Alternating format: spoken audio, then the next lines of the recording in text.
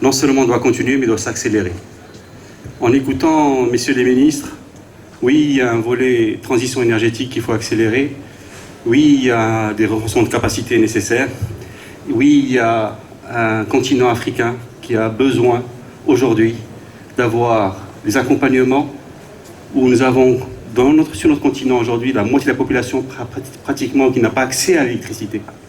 Donc, énormément de travail, énormément d'engagement nécessaire, aussi bien technique que financier, pour que nos concitoyens sur le continent aient accès à l'électricité. Je tiens à le dire ici, je vous remercie pour avoir choisi le thème de la mobilité électrique. C'est un des volets sensibles qui se développe à un rythme beaucoup plus soutenu qu'on le croyait. Et bravo à l'industrie automobile. Je crois que ce qui se passe aujourd'hui dans l'industrie automobile est incroyable parce qu'on a demandé à des constructeurs de très vite passer d'un modèle que nous maîtrisions à un nouveau modèle qui est en train de changer la donne complètement. Les évolutions, monsieur le ministre, vous en avez parlé, de tout ce qu'il y a comme innovation dans ce domaine, sur les batteries, sur les autonomies, sur le temps de charge, c'est exceptionnel ce qui se passe. On a vu aujourd'hui, on annonce des véhicules avec 1000 km d'autonomie, on annonce des véhicules aujourd'hui qui pourront aujourd'hui rendre un service très intéressant sur la mobilité urbaine. Et je crois que dans notre pays, nous avons aujourd'hui des producteurs qui fournissent des véhicules qui commencent à devenir une mode dans la mobilité urbaine. Nous avons exporté plus de 40 000 véhicules, je crois, de la petite Citroën Ami. Et bientôt, je crois, j'en ai vu à Renault lancer le modèle électrique qui va démarrer en 2023. Mais ce concept de mobilité, on pense à mobilité électrique, et ce n'est pas seulement pour les pays du Nord. Soutenable. Ce modèle ne peut plus continuer. Et donc, pour des raisons économiques, pour des raisons environnementales, la pollution dans les grandes villes devient insupportable. Et si la Chine, si l'Inde se sont très vite tournés vers la mobilité électrique, c'est parce qu'il n'y avait plus d'autre solution pour éviter la pollution urbaine. Vous avez raison, monsieur le ministre, quand vous disiez tout à l'heure, il ne faut pas transférer la pollution, mais déjà vous réglez le problème de la pollution urbaine quand vous avez une mobilité électrique, même si cette électricité peut venir parfois du fossile. Et vous réglez un problème au niveau des pollutions et de la qualité de l'air dans les grandes villes. L'autre volet, très important pour nous, et je tiens à le dire ici parce que nous avons vu que cette politique d'efficacité énergétique qui touche tous les secteurs, cette transition, cette décarbonation qui touche tous les secteurs. Ont été accomplis par le Maroc et qui font qu'aujourd'hui nous sommes leaders et nous avons l'ensemble des atouts à notre disposition pour développer le secteur de la mobilité électrique en particulier. Aujourd'hui, nous offrons une proximité face aux principaux marchés à l'échelle internationale. Nous avons surtout, et ça a été rappelé, un capital humain très important qui est prêt à soutenir l'essor et le développement de cette filière. Aujourd'hui, notre industrie automobile est déjà bien avancée sur la question. Nous produisons au Maroc actuellement des véhicules électriques. Ça a été rappelé, mais on produit là, au niveau du groupe Stellantis qui est basé à Kenitra. Donc on a la production de l'Opel Rocks-i et de la Citroën Ami. Je pense qu'on est à une capacité de production d'environ 15 000 véhicules par an et je pense qu'il y a une volonté d'augmenter cette capacité de production-là. L'annonce qui a été faite aussi par le groupe Renault de lancer en 2023 la production d'un nouveau modèle électrique également qui va venir renforcer et augmenter la capacité de production de véhicules électriques dans notre pays, sans oublier qu'il y a tout un écosystème derrière pour appuyer le développement de ces véhicules-là. avec un niveau d'intégration locale qui est très important, des fournisseurs de rang 1, de rang 2 qui sont là, qui investissent et qui ont l'expertise et les capacités pour soutenir la croissance de ce secteur-là, de cette filière.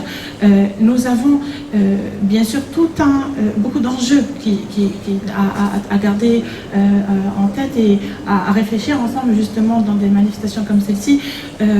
Tout l'écosystème. Elec Expo, Ener Event et Monica Expo. On ne peut pas parler énergie sans parler renouvelable. Je pense qu'aujourd'hui, nous sommes tous conscients que les énergies renouvelables occupent une place importante dans le développement socio-économique du continent et du Maroc également. Donc, comme vous le savez tous, le secteur des ENR a été hissé en priorité nationale sous l'impulsion de Sa Majesté le roi Mohamed VI, que Dieu l'assiste, il y a plus de 10 ans maintenant.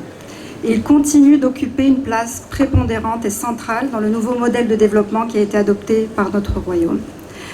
Aujourd'hui, cette place est d'autant plus renforcée du fait de la tension et de la volatilité extrême sur le secteur des énergies fossiles que nous connaissons, qui sont causées par le contexte géopolitique actuel, mais qui est un nouveau cycle.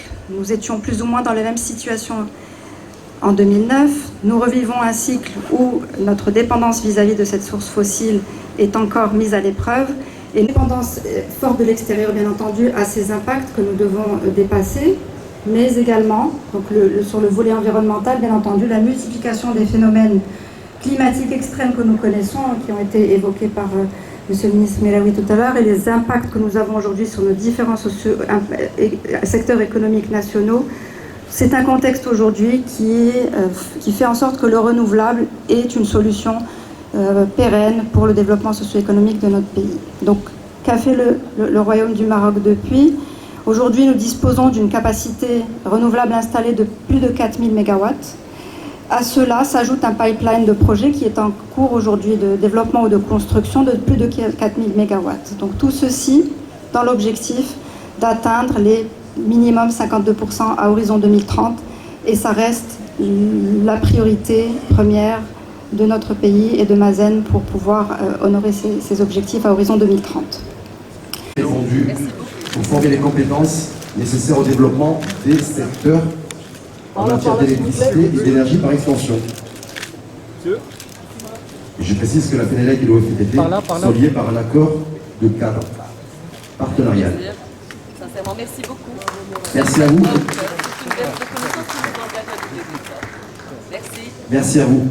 Merci à vous deux. Au milieu, tu casses chouïa. C'est chouïa, au milieu. C'est notre adjointe directrice Expo Ralabdi qui vous remet ce trophée. Par là, s'il vous plaît. Morcas, Par là, s'il vous plaît. ardent défenseur et promoteur du partenariat Sud-Sud pour l'émergence d'une industrie électrique africaine. Voilà. Merci à vous. La facilitation de sécurité informatique représentant M. le directeur général de l'AD2.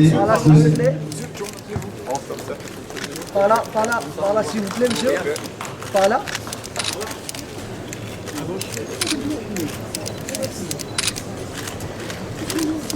C'est bon. Merci beaucoup à vous. Directrice générale adjointe à Mazen. Par là, s'il vous plaît. Par là. Par là, s'il vous plaît. Je peux préciser que l'office lyonnais est le principal client des ventes de la FENELEC. Bon, c'est vrai, de membres militants à la FENELEC. Quelque part récompenser un militantisme Au milieu. au sein de cette fédération professionnelle. Merci. On fait dans l'engagement d'ailleurs. Trophée et c'est le trophée d'amitié sous l'applaudissement. Merci beaucoup. Merci.